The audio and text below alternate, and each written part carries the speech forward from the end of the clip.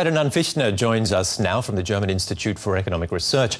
We heard it in the report. Is next year going to be telling for these companies, these types of companies, as far as the effects of the crisis go?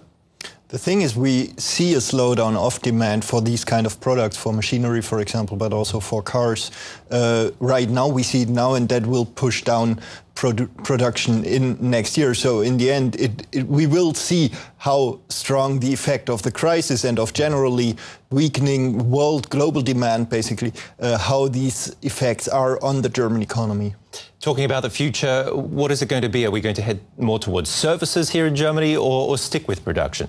I would hope that we stick with the current situation, which I consider to be a relatively solid balance of both producing firms and a strong service sector. I think this is what helped us to deal with the business cycles, with the strong cycles we've seen over the last years, because we were not solely dependent on one sector, but had a relatively strong balance.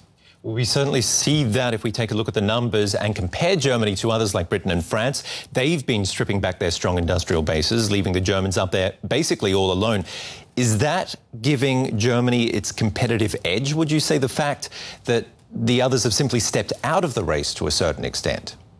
I think it helps that Germany is basically the only big player that plays an important role in terms of industrial production on a high-quality level. Mm-hmm. That is an important thing that we can basically alone export to countries like China or something like that, mm-hmm. which need high-quality products, high-quality machinery. But was it a good idea for Britain and for France to do that, to take those measures and start stripping back production? It's always easy to say it was a bad idea afterwards. I think what we've seen is that if you put more weight on the services sector, you get a higher cyclicality, you get higher volatility in your economy, and that's something you have to deal with. If you can deal with that, it's a good thing. And the US economy, for example, was always more volatile than European economies, but people are more used to high volatility. So in the end, it's just a question of what people like. Mm-hmm. And if people get used to this kind of volatility, it's not necessarily a problem. But I think in Germany, we are more used to stable conditions. And in this sense, I think this strong, balanced economy is a good idea. Well, it's not at all stable in the southern states. Are the stragglers of the Eurozone going to start copying Germany's model?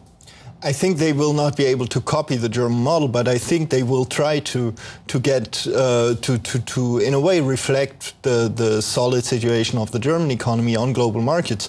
That means, for example, that they will have to try to decrease to increase their competitiveness, meaning that they will have to try to get down wages, for example. But then on the other end, it's not only price competitiveness that makes Germany successful on global markets, it's also quality, and that's something that's much harder to copy. Mm-hmm. Ferdinand Fichtner, thank you very much for the insight. Thank you.